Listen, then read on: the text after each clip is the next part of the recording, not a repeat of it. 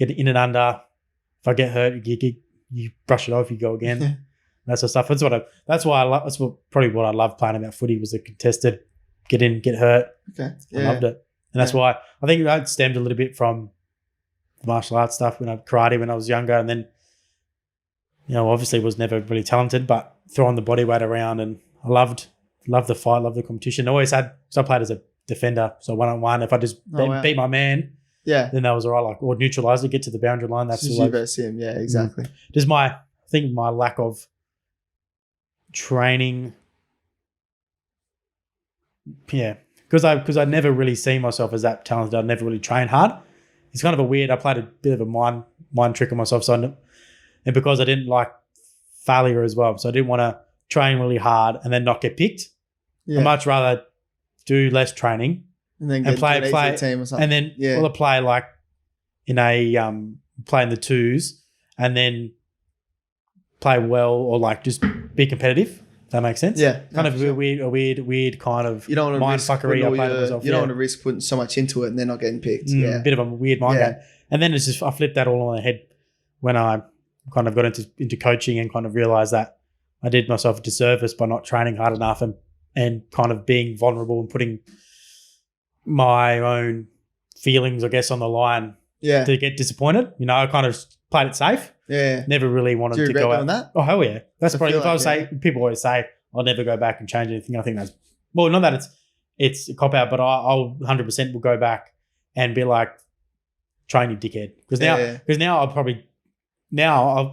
overcompensate. Okay, now I train way too much for someone who does nothing. Yeah, well, even my old man, he retired when he was like 22 and he looks back now and he's like, man, like he loves footy so much and he just regrets giving it up so badly. Like, I don't know if I would, and then I don't know now if I would go back and play footy. I think if it was me now telling my 16, 15-year-old self what to do, I'd be probably going down, stick it out with maybe a martial art, like just go into boxing. Because I feel like now, because I'm pretty hard on myself now, I can work through if I do like inspiring, if I get hit hard a couple of times, just kind of walk through it a little bit. Yeah. Because I do have that, I'm a bit bigger than most other people I fight against. And I do have that little bit of blocking out the emotion of like if I get hurt in a fight, I don't like show it. I'll just walk kind of, all right, next, like, I'll go in for the next one. Yeah. Which is kind of difficult, which coaches say it's difficult to kind of coach or to teach someone, which I think came from the karate, our lessons. At the end of every karate lesson, our grandmaster, he would give us a nice little slap across the face. So we were doing like push-ups and around, we're doing sit-ups, and he would come kick us in the leg, give us like a dead leg. Feel like Bad Dog to me. Yeah, on the gloves. On the gloves. But the whole, when I look back now, not at the time I didn't realize this, but looking back now, it's more about controlling your emotions, not letting your emotions get the best of you when you're in the middle of a fight or in the middle of a training set. Like if you're hurt, just brush it off and keep working.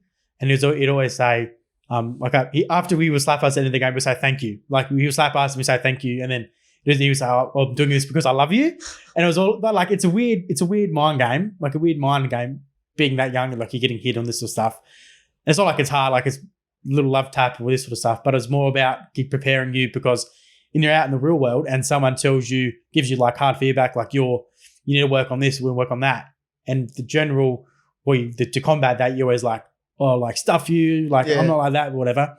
But if you sit back and you go, oh wow, like okay, like you that's a big reason why think people about it and quit sports, because their mentality's just like weak. They can't cop criticism.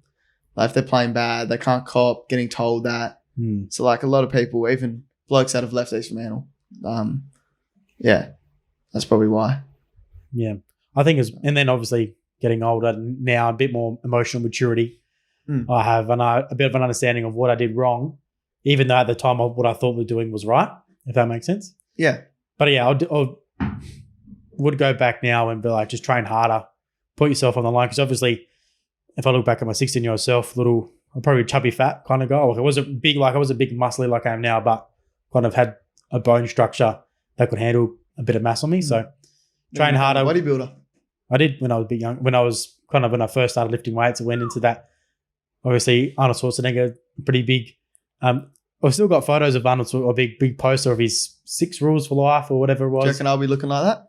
I reckon after. I hope not. Too big, is he?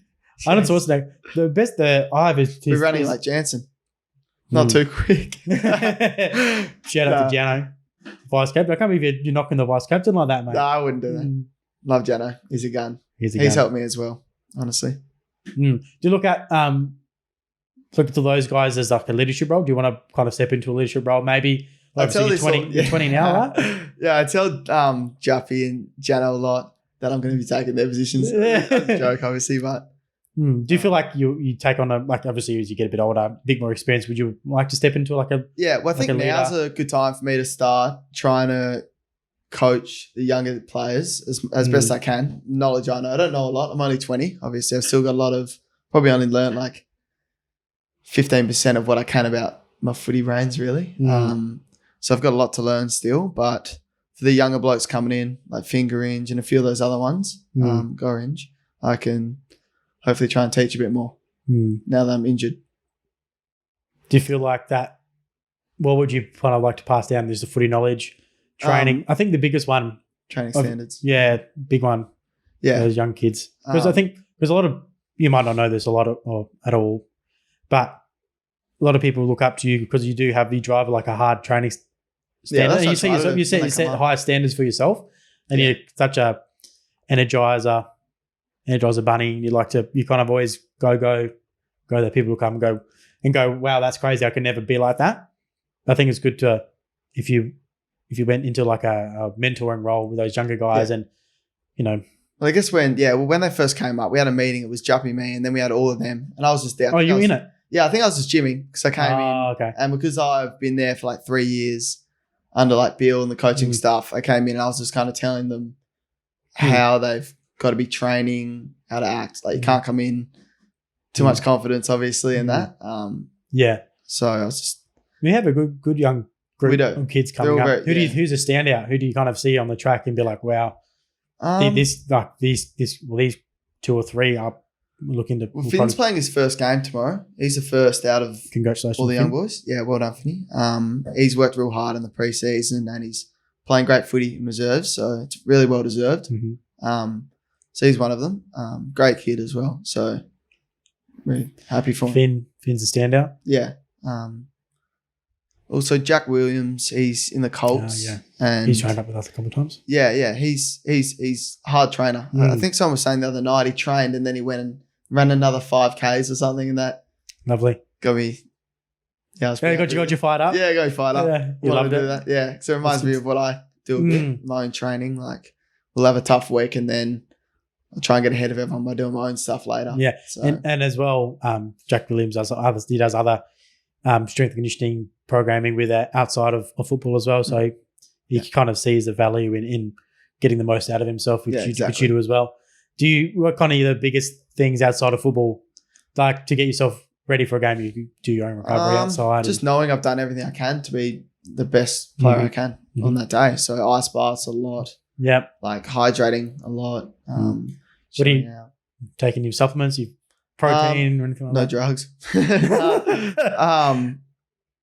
Not really. No, really. I try not to think about it too much. Vitamins. You keep it simple. Yeah, as long as I'm feeling good. Keep it simple. Yeah.